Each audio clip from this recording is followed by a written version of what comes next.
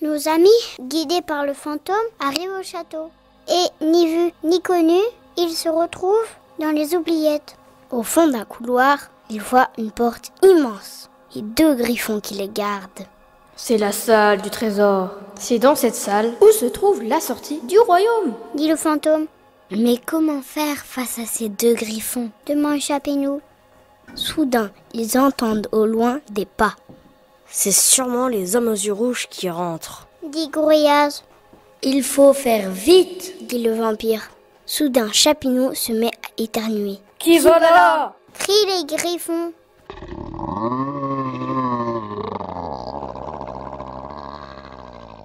Raté pour la discrétion, dit le vampire. Sortez de votre cachette, pour une fois qu'on a de la visite ici. Comment? Dit Chapinou. Oui, sortez. Promis, on ne vous fera pas de mal. Ça fait tellement longtemps qu'on est là à surveiller cette porte. On ne sait même plus ce que c'est que de discuter avec quelqu'un. Ça nous ferait vraiment plaisir. Sortez de votre cachette, s'il vous plaît. C'est peut-être un piège, dit Gorillaz. Non, tant pis, dit Chapinou. Allons les voir. Les griffons sont très surpris lorsqu'ils voient arriver devant eux un fantôme, un vampire, Gorillaz et Chapinou. Hé, Chapinou et Gorillaz, mais on vous connaît. On a tellement entendu parler de vous. Il paraît, Gorillaz, que ta chair est très tendre, dit un des griffons en se léchant les babines. Mais tu as de la chance, je suis un griffon vegan. Oui, et toi, Chapinou, tu as fait pousser tellement de forêts que l'on se perd souvent maintenant dans ce royaume. Beaucoup trop souvent. Nos amis ont peur. Que faire? Le fantôme tremble, le vampire claque des canines. Chapinou et Gorillaz se serrent très fort l'un contre l'autre. Pas de panique, on est bien content que les hommes aux yeux rouges ne vous aient jamais attrapé. Bon, je suppose que vous êtes venus pour le trésor? Oui, dit Chapinou. Bon, écoutez, il n'y a pas de trésor. Bah oui, on sait, le fantôme nous a raconté. Dit Gorillaz. Comment ça, le fantôme vous a raconté? Mais qui es-tu, toi? Demande le griffon. Oui, c'est vrai ça. Qui es-tu, fantôme? Et comment sais-tu que la sortie est ici? Demande Chapinou. Quoi? Disent les griffons. On garde la sortie du royaume? Mais, nous aussi on a toujours voulu sortir du royaume. Bon, ok, je vais vous le dire. Dit le fantôme. J'étais le frère de notre roi avant.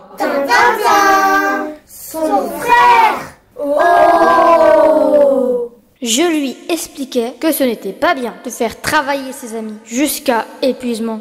Mais le pouvoir lui est monté à la tête. Et il n'était pas content, car je ne devenais pas comme les hommes aux yeux rouges. Et comme je connaissais la sortie du royaume, j'étais devenu beaucoup trop dangereux pour le roi. Alors il m'a tué. Et en me tuant, je suis devenu un fantôme. Logique. Mais pourquoi n'as-tu jamais parlé de ça avant? Demande le vampire.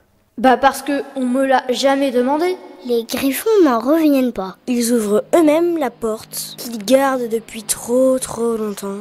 À l'intérieur, il fait très sombre. Leurs yeux commencent à s'habituer à l'obscurité. Ils voient enfin l'entrée du tunnel. La sortie du royaume! C'est merveilleux. Nous allons pouvoir sortir du royaume. Le vampire et le fantôme sont bien contents pour eux. Chapinou, Gorillaz et les 2 griffons partent vers de nouvelles aventures. On ne sait pas ce qu'ils sont devenus, mais étrangement, lorsqu'ils sont partis, les hommes aux yeux rouges sont redevenus normaux. Et le roi était tellement content de retrouver ses amis. Il faut dire qu'il avait un peu honte de commander des hommes aux yeux rouges. Et les conversations avec ses anciens amis lui manquaient. Il a même fait appel à un sorcier pour que le fantôme redevienne vivant. On dit même que le roi aurait offert les oubliettes aux vampires. C'est la fin de l'histoire. Et si vous cherchez une morale, la voici. Quand on ne pose jamais de questions, on n'a jamais de réponse. Alors si vous croisez un fantôme, n'hésitez pas à lui faire passer un interrogatoire.